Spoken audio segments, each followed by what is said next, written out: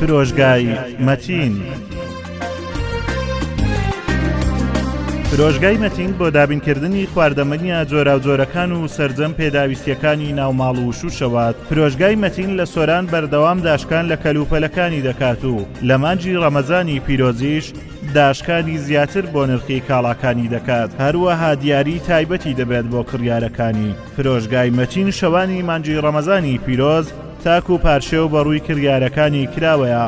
ناونیشان سۆران شەقامی پێشەوە تەنیشت پەیمانگای داتای ئەهلی. بۆ زانیاری زیاتر پەیوەندی بەم ژمارە تەلەفۆنەوە بکەن 0751 127 3909.